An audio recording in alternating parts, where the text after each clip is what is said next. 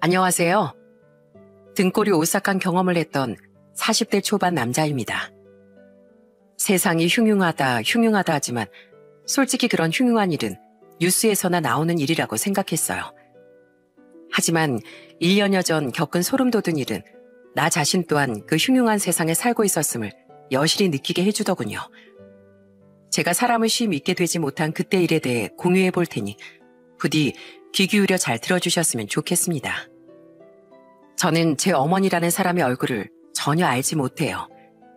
아주 나중에 할머니께서 제게 해주신 말에 의하면 어머닌 절 낳고 몇 달 되지 않아 도망을 갔다고 하더라고요.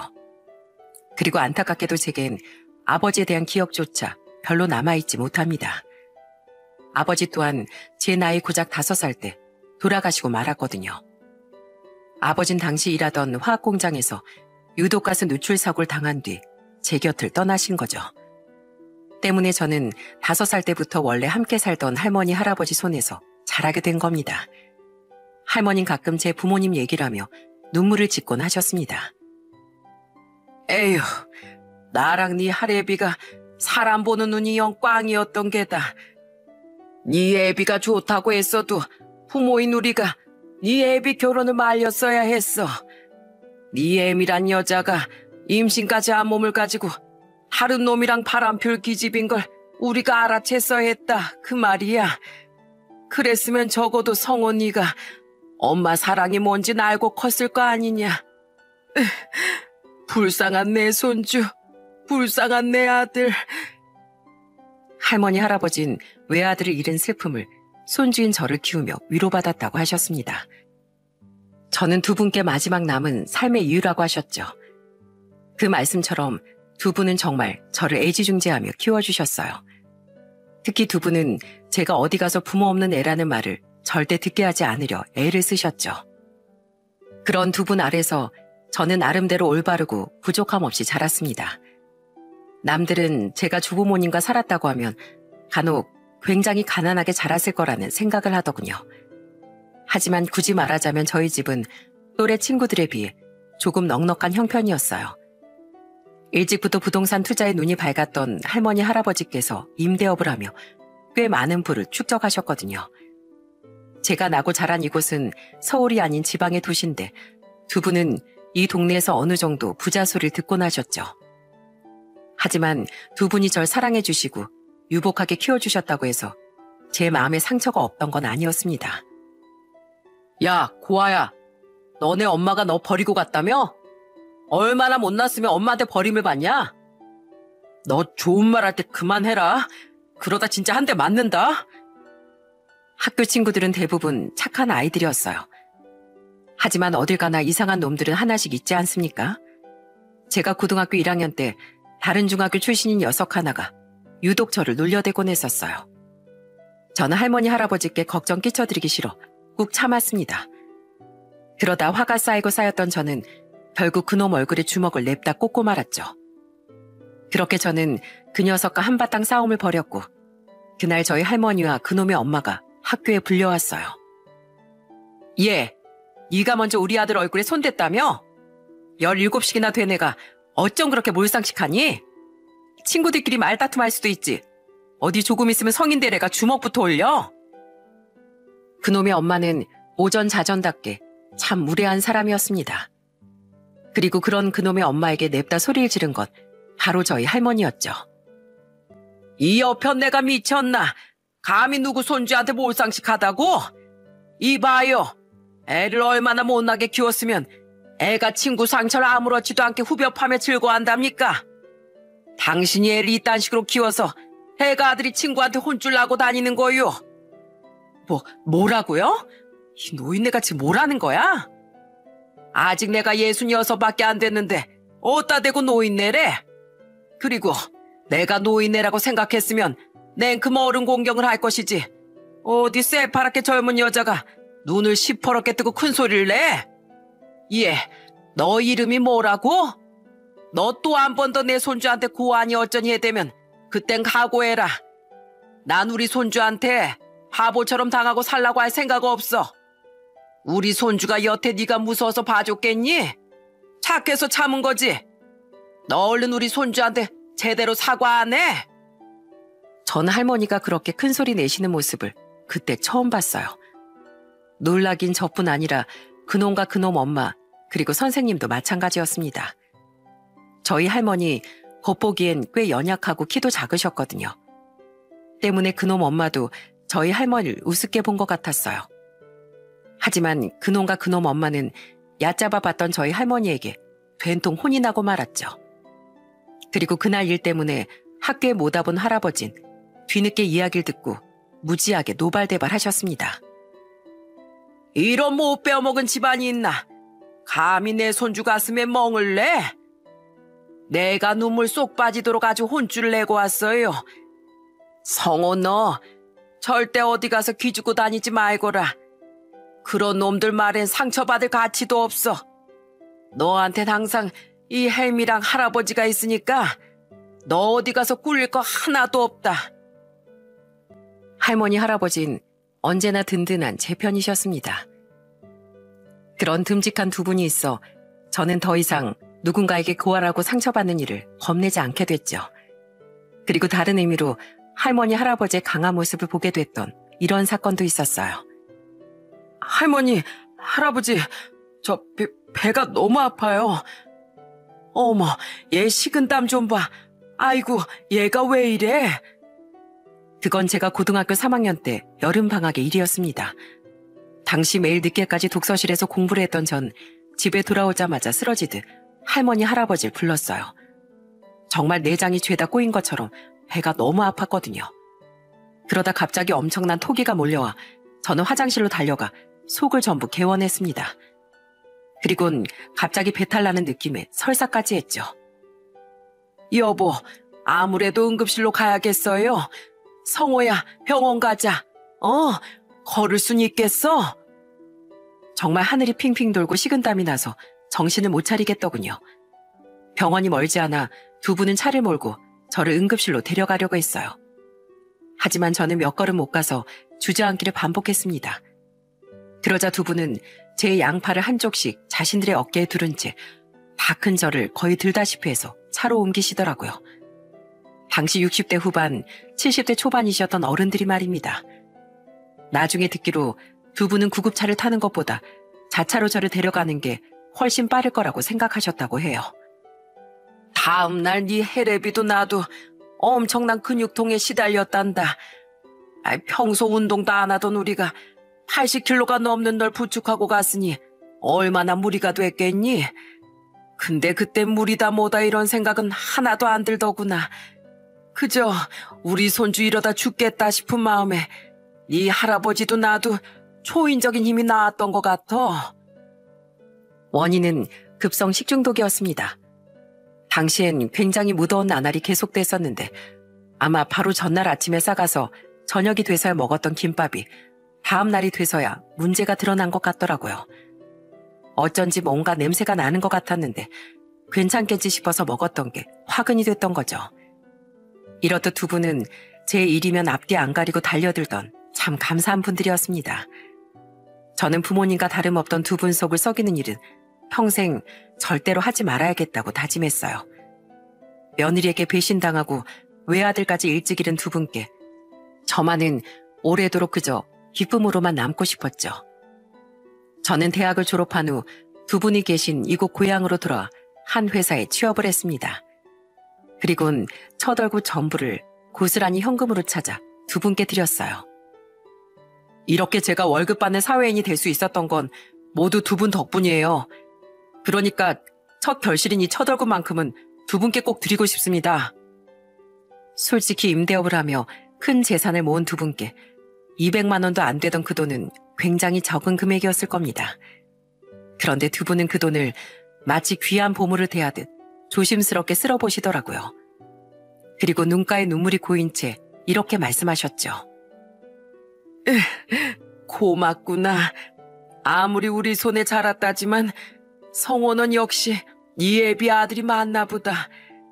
네 애비가 처음 취업했을 때 딱 우리한테 이렇게 월급을 줬었다. 그동안 잘 키워주셔서 감사하다고 말이야. 우리 아들도 성호도 우리 손으로 키웠으니 이렇게 똑같이 자라준 거겠죠, 여보. 성호야, 우린 너한테 바라는 거 아무것도 없다. 우리한테 효도도 안 해도 되고 돈도 많이 안 벌어도 돼. 그저 지금처럼 이렇게 착하고 건강하게만 살아다오. 네 애비처럼 위험한 일도 하지 말고 책상에 앉아 일하면서 때론 따분하더라도 찬잔하게 살아. 우린 그거면 된다. 이렇게 잘 자라주어서 너무 고맙구나. 두 분의 가슴엔 아직도 제 아버지를 잃은 슬픔이 깊숙하게 자리해 있었습니다. 저는 자식 잃은 슬픔을 딛고 절 잘 키워주신 두 분께 더욱 감사한 마음이 들었어요. 또 한편으론 어느덧 나이 드신 두 분이 안쓰러운 마음이 들기도 했죠. 저는 그런 두 분이 오래도록 건강하게 사시길, 그래서 제가 두 분께 오래도록 효도할 수 있길 간절히 바랬습니다. 하지만 세월이라는 놈은 참 잔인하더군요. 할아버지.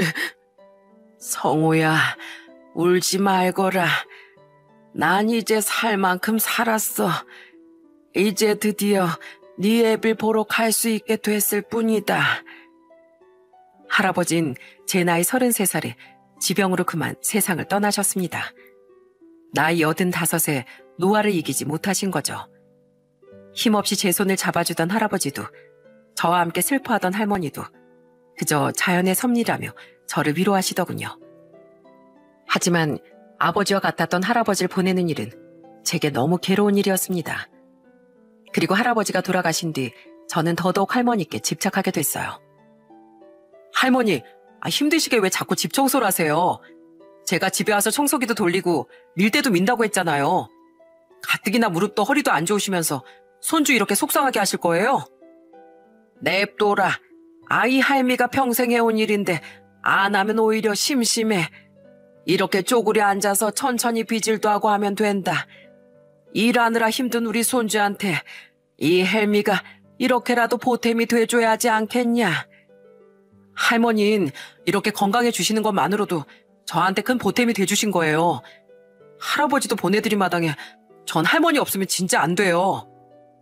에휴, 등치만 컸지? 우리 손주 아직 소갈맹인 7살 꼬마애로구나. 이래서 어떻게 장가를 가고 자식을 키우고. 전 할머니랑 이렇게 둘이서만 오래오래 살 거예요. 아직 결혼 생각은 없어요. 그래도 남자가 장가도 가고 자식도 낳아야 비로소 진짜 남자가 되는 거야. 누구의 남편도 아빠도 좋지만 전 지금은 할머니 손주로 사는 게 제일 좋아요. 할머니, 우리 주말에 민속촌 다녀올까요?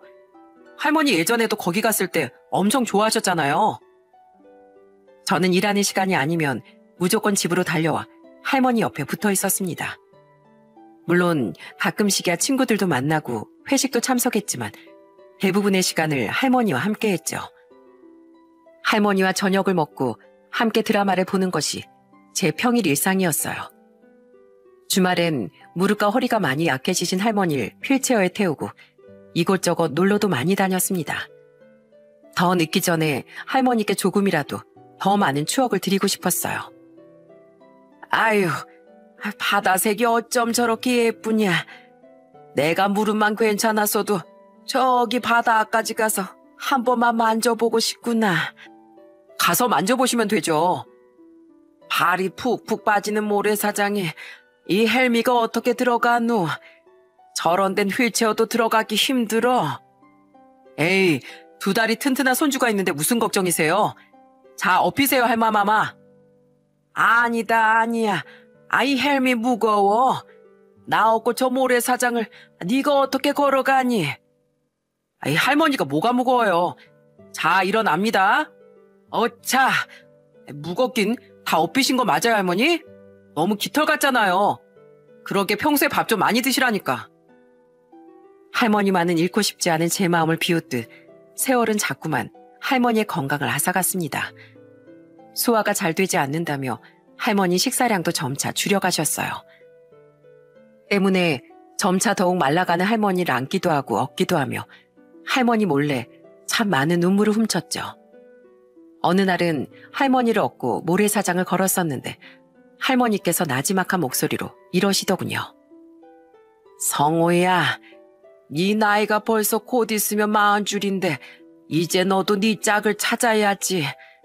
갈 사람인 이 헬미 말고 너도 남은 인생을 함께 살아나갈 색실 찾아야 하지 않겠어? 네 옆에 누군가 있는 모습을 봐야 이 헬미도 마음 편히 눈을 감을 텐데. 그런 소리 마세요. 그리고 정 마음이 불편하시면 언젠가 제가 섹시 데려올 때까지 오래오래 건강하게 살아계시면 되죠.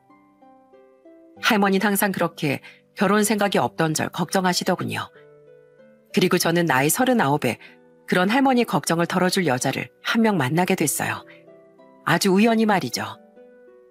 좋은 세입자 들어올 수 있게 잘 부탁드려요, 사장님. 걱정 말라니까요, 사장님. 아유, 그런데 진짜 너무 아깝다. 내가 진짜 좋은 여자 소개시켜주려고 했는데 사장님이 자꾸 거절하니까 아쉬워서 자꾸 미련이 남네. 효자에 사람 좋고 성실하기까지 한 사람이 여태 이렇게 장가를 안 갔으니 말이야. 번번이 말씀은 감사하지만 역시 전 할머니 모시는 거 외엔 아직 다른 생각할 겨를이 없어요. 죄송합니다. 당시 전 연로해지신 할머니 대신 건물 임대 관리를 도맡고 있었습니다. 그날 전 할머니 앞으로 돼 있던 3층짜리 상가 건물에 공실이 생겨 부동산에 들렀었어요. 그 부동산 사장님인 아주머니는 할아버지가 살아계실 때부터 두 분의 건물 일을 봐주던 분이셨죠. 저는 그분께 정중한 거절의 말을 하며 부동산을 나왔습니다. 아주머니께서 한 두세 달쯤 전부터 자꾸 누굴 소개시켜주고 싶다는 말을 하셨거든요. 그래도 그날은 거의 포기하듯 하신 말이라 거절하기가 전보다 수월했죠. 그런데 부동산 옆쪽에 세워둔 제 차 앞을 웬 젊은 여자 한 명이 서성거리고 있지 않겠어요? 제 차 앞에서 무슨 일이세요? 안 그래도 지금 전화 드리려고 했는데 이 차 주인분이세요? 네, 그런데요? 죄송합니다. 제가 잠깐 딴 생각을 하다가 사장님 차 뒤쪽을 살짝 박았어요. 너무 놀라서 우선 차부터 살피고 전화드리려고 살펴보고 있던 중이었어요. 그 여잔 제게 자신이 운전을 하다 제 차를 박았다고 말하더군요. 비교적 넓은 골목길이라 충분히 피해갈 수 있었을 텐데 자신이 잠깐 한눈을 팔다가 사고를 냈다고 했죠. 솔직히 큰 문제는 아니었기에 저는 그냥 보험 처리를 하자고 말했습니다. 그러자 그 여잔 이렇게 사정을 하더라고요. 저 혹시 괜찮으시다면 보험 부르지 말고 제가 수리비를 드리면 안 될까요? 제가 얼마 전에도 접촉사고를 냈었거든요. 근데 또 보험사를 부르면 보험료가 너무 올라갈 것 같아서요. 수리비로 실랑이 하고 그러지 않을게요. 제가 벌인 일은 끝까지 책임지겠습니다. 정말 죄송합니다. 아유, 아직 젊은 아가씨가 참 솔직하면서도 경우도 바르네. 사장님, 이 아가씨 말대로 해주지 그래요. 뭐 돈 떼먹거나 오리발 내밀 사람도 아닌 것 같은데. 저를 배웅하러 나왔다가 상황을 지켜보게 된 부동산 아주머니는 그 여자의 편을 들어주더군요. 정말로 미안해 보이는 그 여자의 표정에 저는 알겠다고 말하곤 연락처를 교환했습니다. 그게 그 여자와의 첫 만남이었어요. 자신의 이름을 이송이라고 말한 그 여잔 정말로 제 차 수리비를 모두 계좌이체 해주더군요. 그것으로 그 일은 마무리된 줄 알았건만 송이 씨는 제게 또 식사를 대접하고 싶다고 하더라고요. 괜찮습니다. 수리비도 다 주셨고 제가 어딜 다친 것도 아닌데 그만 미안해하셔도 돼요. 그래도 이건 경우가 아니죠. 저 때문에 카센터 왔다 갔다 하느라 시간 낭비도 하셨잖아요. 그러지 말고 제가 너무 죄송해서 그러니까 제발 식사라도 대접하게 해주세요. 저희 할머니께서 그러셨어요. 누군가한테 미안할 짓을 했으면 꼭 배로 사가든 보답이든 해야 하는 법이라고요. 부탁드려요. 좀 부담스러웠습니다. 그 와중에 할머니 이야기를 하는 송이 씨의 말을 끝까지 거절하기 어렵더군요. 때문에 저는 얼른 밥만 먹고 오자는 마음으로 약속 장소에 나가게 됐어요. 그런데 막상 만나서 대화를 하다 보니 서로 통하는 부분이 참 많더라고요. 송이 씨는 자신이 저보다 3살 어린 프리랜서 웹 디자이너라고 말했습니다. 그리곤 이런 말을 덧붙였죠. 저희 부모님은 제가 29살 때 교통사고로 한날 한시에 돌아가셨어요. 그래서 그 뒤론 원래 같이 살던 할머니랑 둘이 살았었죠. 그런데 할머니도 3년 전에 결국 돌아가셨어요. 저는 직업 특성상 재택근무를 주로 하거든요. 그래서 주로 집에 있는 시간이 많다 보니까 가끔 많이 우울해지기도 해요. 떠들썩하던 집에 혼자 남았다는 사실이 자꾸만 불현듯 떠올라서요. 아, 그러셨군요. 많이 쓸쓸하셨겠어요. 네, 흘러가는 세월이 참 야속하더라고요. 아, 죄송해요. 너무 우울한 얘기였죠? 오랜만에 술도 한 잔 들어갔다 보니까 저도 모르게 그만 이런 말이 나왔네요. 그런데 참 이상해요. 아무리 술이 들어갔다고 해도 아무한테나 이런 말이 나오진 않잖아요. 저 성우 씨가 되게 편한가 봐요. 들어보니 똑같진 않아도 나름 저와 비슷한 부분이 꽤 있더군요. 부모님이 계시지 않은 것, 조부모님과 함께 살았다는 것 등등 말이죠. 심지어 제 유일한 취미가 가끔 컴퓨터 게임을 하는 거였는데 송희 씨 또한 저와 똑같은 게임을 한다고 하더라고요. 그렇게 서로 살아오며 느낀 것, 취미 생활 등 맞는 부분이 많으니 자연스레 말도 잘 통했습니다. 저런, 그러셨구나. 저도 성호 씨 마음 알아요. 할머니가 자꾸만 나이 들어가는 모습이 하루하루 너무 안타까운 그 마음이요. 많이 힘드시죠? 그래도 아쉬워하기보단 할머님과 시간에 온전히 집중해보세요. 그래야 할머니 마음도 조금이나마 더 편하실 거예요. 무엇보다 할머니에 대한 이야기를 편하게 할 수 있다는 게 참 좋았습니다. 그래도 그때만 해도 참 괜찮은 분이다 정도로만 생각했어요. 그런데 며칠 뒤 병원에서 우연히 마주치기까지 하자 이 사람과 내가 인연이 있긴 있나 하는 생각이 들더군요. 저를 먼저 알아본 건 송희 씨였습니다. 성우 씨 맞죠? 송희 씨, 여긴 어쩐 일이세요? 저 아는 사람 병문안 좀 왔다가 돌아가는 길이에요. 성우 씨는요? 오늘 회사 안 가신 거예요? 이분이 성우 씨 할머님이세요? 네, 할머니가 요즘 아프신 곳이 많아서 휴가 내고 병원 진료 좀 보러 왔어요.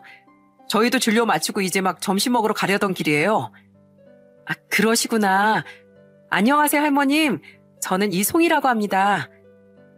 예. 성호야, 어떻게 아는 아가씨냐? 그냥 어떻게 알게 된 분이에요. 어떻게 알게 되다니요. 같이 밥도 술도 먹은 사이에. 근데 저도 아직 점심 전인데 같이 밥 먹으러 가면 안 되나요? 저도 마침 점심 먹으러 갈 생각이었거든요. 그런데 송희 씨는 대뜸 우리와 밥을 같이 먹고 싶어 하더라고요. 솔직히 당황스러웠습니다. 하지만 제 마음도 모르고 할머님 밝게 웃으며 함께 가자고 하셨어요. 젊은 처자가 부침성도 좋구만. 같이 가, 같이. 이렇게 예쁜 아가씨가 같이 밥 먹어주면 나야 좋지. 감사합니다. 매번 혼자 밥 먹는 게 너무 질렸거든요. 혼자 사는 데다 일도 집에서 하니까요. 생전 여자 얘기라곤 한 적도 없는 저와 아는 여자라니 할머니는 마냥 좋으신 모양이었어요.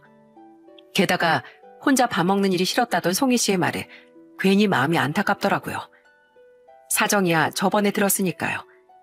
그렇게 우린 얼떨결에 함께 점심 식사를 하게 됐는데 할머니를 대하는 송희 씨의 태도가 정말 고맙더군요. 할머니, 여기 생선구이가 진짜 맛있어요. 자, 제가 가시도 다 바르고 작게 손질해드렸으니까 조금씩 꼭꼭 씹어서 드세요. 아셨죠? 목 안 막히게 국도 잘 떠드시고요. 여기 미지근한 물이요. 연로한 할머님과 살았던 사람이라 그런지 송희 씨는 능숙하게 저희 할머니를 챙겨주더군요. 제가 챙긴다고 해도 돌아가신 할머니 생각이 나서 자신이 꼭 챙겨드리고 싶다고 하더라고요. 그 모습만 해도 어른을 공경할 줄 아는 송희 씨의 성품이 잘 느껴졌습니다. 게다가 밥을 다 먹고 헤어질 땐 휠체어를 탄 할머니 앞에 망설임 없이 쪼그려 앉더군요. 자신의 원피스가 땅에 닿든 말든 신경도 쓰지 않고 말이죠. 그리곤 저희 할머니의 손을 잡으며 이렇게 말했어요. 할머니, 꼭 밥 거르지 말고 드시고 오래오래 건강하셔야 돼요. 아셨죠? 다음에 또 봬요. 아이고, 치마 더러워져. 얼른 일어나. 치마야 빨면 되죠. 조심히 가세요, 할머니. 다음에 또 봐요, 성우 씨. 그날 할머니는 송희 씨가 굉장히 마음에 드셨던 모양이었습니다. 집으로 돌아가는 내내 할머니는 송희 씨 이야기를 하셨거든요. 참 요즘 보기 드문 처자야. 그렇지? 너 그 처자랑 정말 아무 사이도 아니야? 아니라니까요, 할머니. 그럼 무슨 사이가 되게 좀 만들어봐. 그 처자도 부모님이 안 계신다며. 앞으로 너랑 둘이 의지해서 살면 얼마나 좋겠니? 아이고, 우리 할머니 아무 사이 아니라는데 벌써 손주 결혼까지 시키셨네. 할머니께 핀잔을 드렸지만 사실 저도 내심 그날을 계기로 송이 씨에 대한 관심이 커졌던 것 같아요. 그로부터 며칠 뒤 또다시 식사를 함께 하자는 송이 씨의 연락을 계기로 우리 만남을 시작하게 됐죠. 그리고 저는 여자친구가 된 송이 씨와 만남을 가진 걸 정말 잘했다고 확신하게 됐습니다. 할머니, 짜잔! 제가 할머니 선물 사왔어요. 집에서도 발이랑 머리 시렵지 마시라고 얇은 모자랑 수면 양말 사왔어요. 어머, 우리 할머님한테 완전 찰떡이다. 할머니, 제가 저번에 사온 영양제 왜 안 드셨어요? 화장실 잘 가시려면 유산균 꼬박꼬박 드셔야 한다니까요. 안 그럼 나중에 고생하세요. 저에게도 잘했지만 여자친구는 저희 할머니를 진심으로 위해줬어요. 워낙 여자친구를 좋아하시던 할머니를 위해 여자친구는 저희 집으로 자주 놀러와 줬습니다. 그리고 올 때마다 할머니를 위한 선물도 빼먹지 않았죠. 심지어 연애 초라 저와 둘이서만 있고 싶을 법도 한데 여자친구는 연애 전에 저처럼 할머니를 모시고 이곳저곳 놀러가고 싶어 하더라고요. 뭐하러 늙은이랑 같이 놀러 가? 한창 좋을 땐데 둘이서만 다녀와. 난 방해만 돼. 방해는요, 할머니. 또 서운한 말씀 하신다. 이건 다 제가 좋아서 그러는 거예요. 저희 할머니 돌아가시고 정말 많이 후회했었거든요. 조금 더 이곳저곳 모시고 다닐 걸, 조금 더 할머니랑 추억도 많이 쌓을 걸 하고 말이에요. 그래서 저희 할머니께 못 해드렸던 거 할머니한테라도 꼭 더 해드리고 싶어요. 전 할머니가 너무 좋거든요. 저희 할머니를 그렇게까지 위해주는 여자친구에게 참 고마웠습니다. 그런데 할머니는 그런 여자친구를 보고 정말 마음을 놓으셨던 걸까요? 이제야 비로소 저에 대한 걱정과 함께 세상에 대한 미련도 내려놓으셨던 걸까요? 여자친구와 만난 지 몇 개월 안 됐을 때부터 할머니의 건강은 급격히 악화되기 시작했습니다. 결국 할머니는 병원에 입원을 하셨지만 더 이상 건강을 회복하지 못하셨죠. 그 시간 동안 저만큼 눈물을 흘려준 건 매일같이 병문안을 오던 여자친구였어요. 할머니는 돌아가시는 순간까지 여자친구의 손을 잡고 저를 부탁하시더라고요. 고맙다, 송이야. 네 덕분에 이젠 내가 성호 걱정을 털어놓을 수 있어. 우리 착한 성호 앞으로 꼭 잘 좀 부탁한다. 성호야, 이 헬미 간다고 너무 슬퍼하지 말어. 이 할미가 네 할아버지랑 애비랑 같이 하늘에서 항상 널 지켜보고 있으마. 사랑하는 우리 손주, 나 가더라도 조금만 울고 송이랑 오래오래 행복하게 잘 살아야 한다. 그게 할머니의 마지막 유언이었습니다. 할머니는 그 뒤 혼수 상태에 빠지셨고 나흘 뒤 할아버지 아버지 곁으로 가시고 말았죠. 제가 여자친구와 연애한 지 고작 8개월 만에 말입니다. 할아버지에 이어 할머니까지 잃은 제 슬픔은 이루 말할 수가 없었어요. 애써 울음을 참고 조문객들을 맞이했지만 이 현실이 믿기지 않더라고요. 그런 제 옆을 장례 3일 내내 지켜준 사람도 바로 여자친구였습니다. 성호 씨, 조문객분들 거의 다 돌아가셨으니까 들어가서 좀 쉬어. 뒷정리 내가 마저 할게.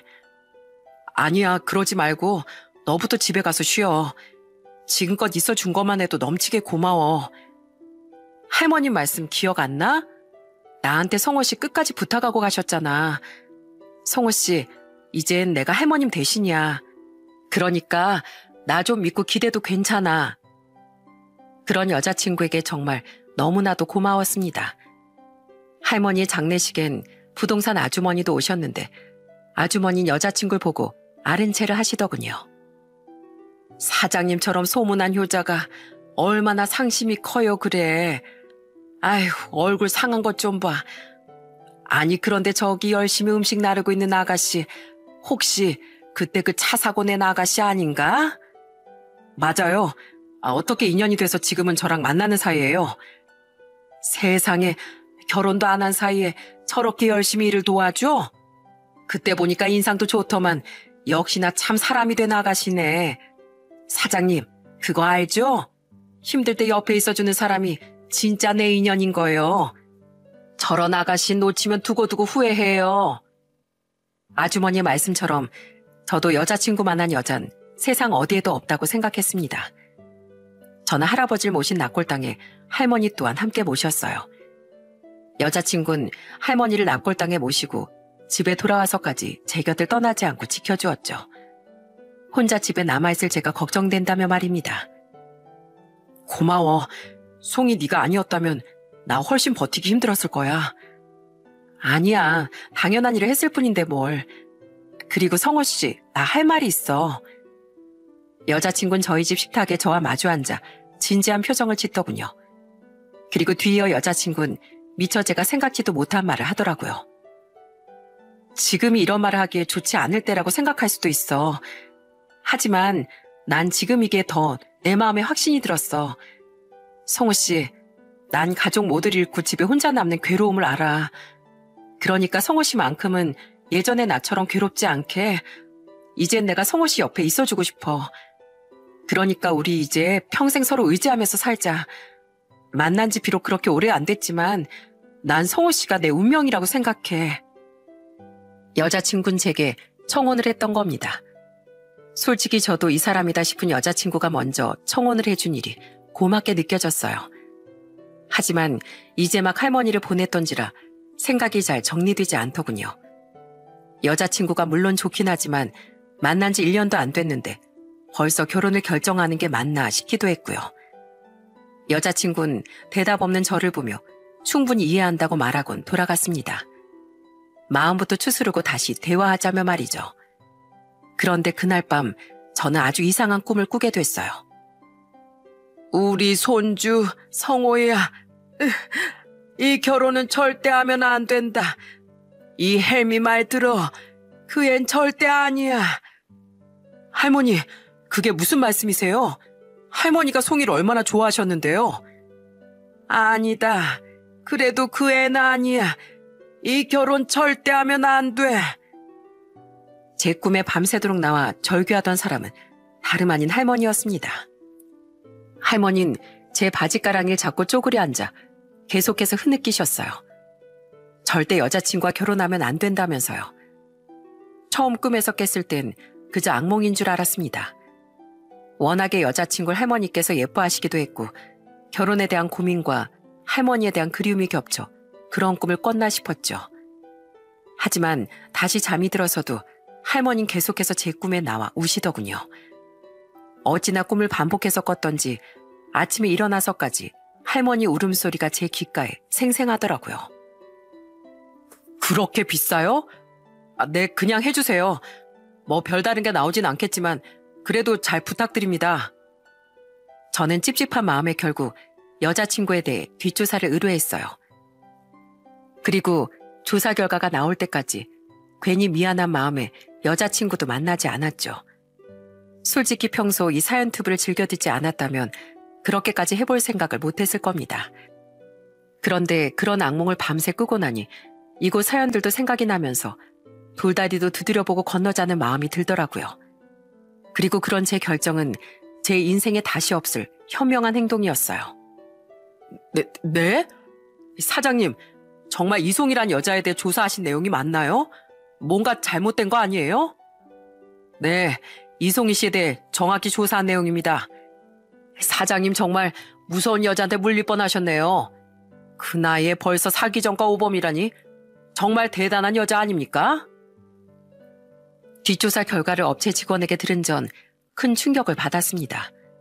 그 여잔 처음부터 끝까지 전부 거짓투성이었더라고요. 충격적인 부분이 정말 한두 가지가 아니었죠. 우선 그 여잔 프리랜서 웹 디자이너고 뭐고 아무것도 아니었더군요. 그 여잔 당시 백수로 무려 사기 전가가 5개나 있던 전가자였어요. 게다가 여자친구는 법적인 유부녀기까지 했더라고요. 지금 남편하고는 한 7개월 전부터 별거에 들어갔던 것 같아요. 그 사람은 첫 번째도 아닌 두 번째 남편이었고요. 2년간 결혼 생활하다가 틀어진 모양인데 재산 문제로 이혼에 대한 원만한 협의가 안 됐던 모양이에요. 결혼 기간이 짧아서 분할받을 재산도 없는데 이송희 씨가 인정을 못하는 것 같더라고요. 때문에 두 사람은 6개월 전부터 이혼 소송 중이었어요. 제가 그 남편 주위 사람들을 좀 탐문해봤는데요. 이송희 씨가 결혼 생활 내내 사치도 심하고 아주 밖으로만 나돌아다녔던 것 같더라고요. 제 생각엔 이송희 씨가 남편한테 빌붙어 살다가 버림받게 될 것 같으니까 다른 남자한테 갈아탈 생각을 한 것 같더라고요. 그게 물려받을 재산이 꽤 있던 사장님이었던 거죠. 정말 망치로 뒤통수를 맞은 것 같더군요. 알고 보니 여자친구는 남편과 이혼을 하기도 전에 작정하고 제게 접근했던 거예요. 할머니와 살았다는 말도 부모님이 돌아가셨다는 말도 전부 거짓이었죠. 애초에 그 여자의 할머니는 어릴 적 돌아가셨었고 죽었다던 부모님은 서울에 멀쩡히 살아있더라고요. 그 여잔 부모와 여동생에까지 사기를 치다 절연당한 지 몇 해는 된 상태였어요. 게다가 더 소름 돋는 게 뭔지 아십니까? 그 여자에게 저와 할머니, 할아버지의 남다른 사이와 30억가량 하던 두 분의 재산에 대해서까지 말해준 사람이 바로 부동산 아주머니였다는 겁니다. 두 사람은 소름 돋게도 원래부터 언니 동생하는 가까운 사이였더라고요. 업체 직원은 제게 카페에서 몰래 찍은 동영상을 보여주더군요. 화면 속엔 부동산 아주머니와 그 여자의 얼굴이 고스란히 찍혀 있었죠. 아직도 결혼 얘기가 안 나왔어? 에이, 둘 다 나이도 있는데 대충 빨리 진행해버려. 나 매번 빚독촉 받느라 미치겠단 말이야. 얼른 송인이가 그놈한테 돈을 뜯어내야 나도 이 빚독촉에서 좀 벗어나지. 좀 기다려봐 언니. 그러게 누가 제대로 알아보지도 않고 투자했다가 쪽박 차래? 그러니까 남편한테도 일찌감치 이혼당했지. 내가 결혼하자고 했으니까 결판 나는 건 시간 문제야. 아우, 맨날 그 노인네 병원 들락거리면서 제발 빨리 좀 가라고 속으로 기도하느라 혼났어 진짜. 얼른 빨리 결혼해서 돈 뜯어내고 튀어버려야지. 너 근데 이혼 소송 끝나기 전에 결혼하게 되면 어떻게 하려고 그래? 아이 생기면 혼인신고하자고 하고 차일피일 미루면 그만이지. 그리고 난 지금 남편이랑 호적 정리 된다고 해도 애초부터 성호 씨랑 혼인신고할 생각 없어. 그 전에 얼른 돈만 뜯어내고 튈 건데? 나 세 번째 결혼은 잘생기고 어린 남자랑 하고 싶단 말이야. 아유, 야무진 기집애. 아무튼 너 이번 일 잘 되면 나 잊으면 안 된다. 내가 비록 김성우 걔한테 너 소개시켜주는 일은 실패했지만 네가 차 사고로 우연을 가장해 접근할 수 있게 도와준 게 나라는 거 안 잊었지? 지금 남편이랑 사이 안 좋아졌을 때 김성호에 대한 정보 준 것도. 아유, 알았어. 나중에 나 도망가고 나면 나랑 관련된 거 안 걸리게 언니나 조심해. 근데 언니, 그 3층짜리 상가 건물이랑 그 옆에 오피스텔 건물 진짜 다 그 집 거 맞지? 맞다니까. 그 집에 대해서 내가 완전 빠삭하지. 그 노인네 죽었으니까 그거 다 그 집 손주 거야. 넌 그놈 잘 물고 놓치지나 말어. 처음부터 부동산 아주머니가 제게 소개시켜 주려고 한 사람이 바로 그 여자였던 겁니다. 게다가 그 여자가 제게 의도적으로 접근할 수 있게 정보를 준 것도 전부 말이죠. 부동산 아주머니는 자신도 돈을 나눠받기로 한 조건으로 그 사기에 가담을 한 겁니다. 그제야 사고가 났던 날도 장례식장에서도 여자친구에 대한 칭찬을 하던 부동산 아주머니의 말이 생각났습니다. 이런 계획 범죄에 내가 연루돼 있었다니 소름이 쫙 돋았죠. 저는 여자친구에게 두 분의 재산에 대해 말한 적이 없었건만 이미 그 여잔 부동산 아주머니를 통해 모든 걸 알고 의도적으로 접근을 했던 겁니다.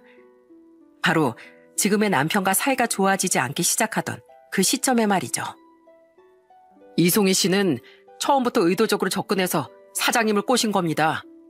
있지도 않은 할머니 얘기를 들먹이면서 사장님 할머니께 잘하는 척 했던 것도 전부 다 계획된 거였어요. 저희한테 뒷조사 맡긴 게 사장님 인생을 구했네요. 그렇게 업체 직원과 헤어지고 나서도 충격 때문에 두 손이 벌벌 떨렸습니다. 돌아가신 할머니께서 정말 저를 구해주려 꿈에 나타나 주신 건가 싶었죠. 저는 저와 할머니를 이용해 돈을 갈취하려고 한 그 사기꾼을 절대 용서할 수 없었어요. 저는 엄청난 배신감을 안고 우선 유능한 변호사부터 선임했습니다. 그리곤 그 변호사를 통해 그 여자와 부동산 아줌마를 고소해버렸죠. 그 다음으로 제가 한 일은 그 여자의 집으로 직접 찾아가는 일이었어요. 제 연락을 받고 저를 기다리던 그 여잔 영문도 모른 채 저를 반갑게 맞이하더라고요. 성우 씨, 마음은 잘 추슬렀어? 회사 쉬면서 나도 보고 싶지 않을 정도로 할머님 잃은 슬픔이 너무 컸던 거지. 다 알고 있어. 나도 똑같은 아픔 겪어봤으니까. 그래서 나 성우 씨 걱정 정말 많이 했어. 이제 좀 괜찮아? 그리고 우리 결혼 얘긴 혹시 더 생각해봤어? 그 여잔 자신의 집으로 저를 안내한 뒤 시원한 냉수를 한 잔 내어주더라고요. 저는 물끄러미 그 냉수를 바라보다 곧장 그 여자에게 뿌려버렸습니다. 그리곤 당황한 그 여자에게 소리쳤죠. 아, 성우 씨, 이게 뭐 하는 짓이야? 너야말로 생쇼 그만하지 그래? 뭐? 똑같은 아픔? 너네 할머니는 어렸을 때 돌아가셨잖아. 너희 부모님도 서울에 살아계시더만. 너 이러고 사는 거 별거 중인 네 남편은 모른다며? 왜 이러고 사냐 이 사기꾼아.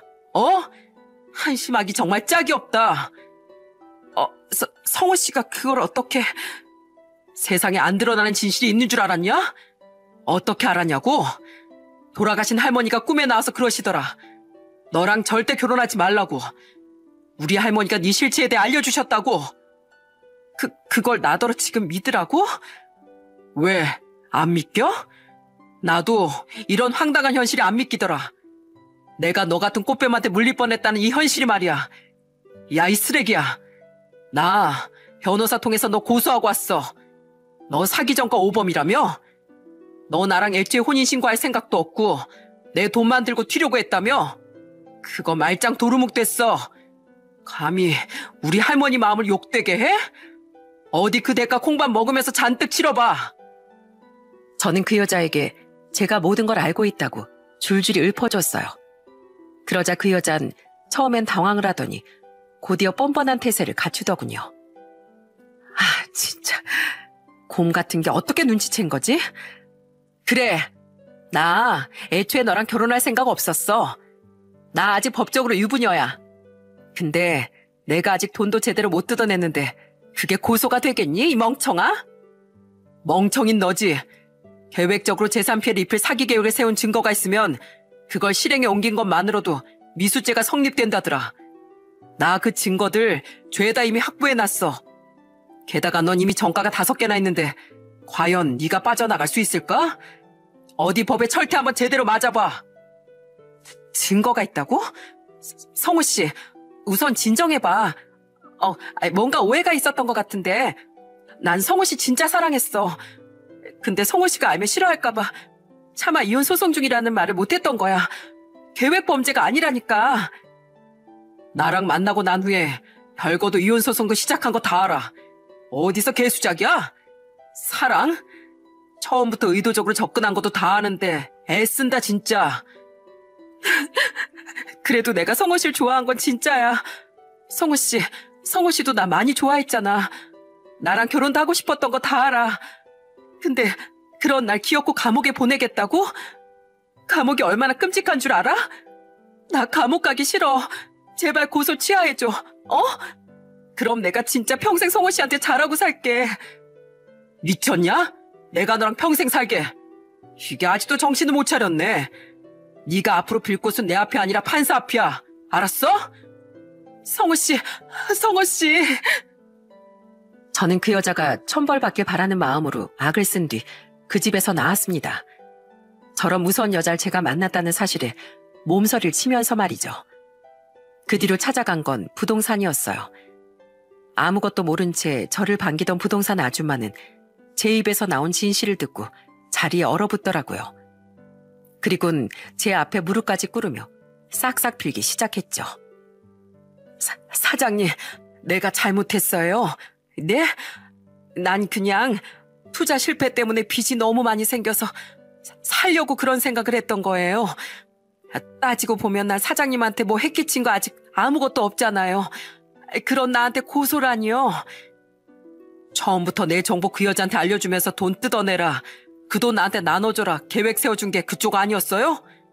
나한테 그 여자 소개시켜 주려고 한 것도, 그 여자가 나한테 접근할 수 있게 도와준 것도 그쪽이잖아요. 그런 걸 어떻게 다 알아냈어요? 죄송합니다, 사장님. 제가 정말 빚에 허덕이다 보니까 돈에 눈이 멀어서 그랬어요. 근데 난 솔직히 답답하니까 말만 그렇게 꺼내본 거예요. 아직 버젓이 남편도 있는데 좋은 생각이라면서 덥석 문 건 송이 그 기집애라니까요. 제발 한 번만 용서해 주세요. 네? 싫습니다. 처음 일을 벌일 때 이 정도 각오했어야죠. 난 고소 취할 생각도 없고 공범으로 처벌을 받든 그냥 무혐의로 풀려나든 아줌마도 이 정도 마음고생은 해야 내가 덜 억울하지 않겠어요? 세상에 모든 대가 없는 행동은 없는 법입니다. 아이고, 사장님. 이 핑계 저 핑계 대며 빠져나가려고 하는 건 범죄자들의 특징인 건가 보더라고요. 부동산 아줌마는 그 여자 핑계를 대며 빠져나가려 했지만 어림없는 소리였죠. 남의 눈에 피눈물 내게 하려는 인간에겐 그만한 대가가 돌아온다는 사실을 저는 이번 기회에 꼭 보여주고 싶었습니다. 마지막으로 저는 별거 중이라던 그 여자 남편에게 찾아갔어요. 아무것도 모르고 있을 그 남자에게 위자료라도 꼭 청구하라는 의미로 그 여자의 행동을 까발려 주려고요. 제 이야기를 모두 들은 그 남자는 한심하다는 듯 코웃음을 쳤습니다. 끝까지 대단한 여자네요. 말해주셔서 감사합니다. 저는 그 여자 과거를 다 알고서도 결혼한 사람이에요. 사랑만 있으면 제가 그 여자를 바꿀 수 있을 줄 알았거든요. 하지만 사람은 절대 고쳐서 쓰지 못하더라고요.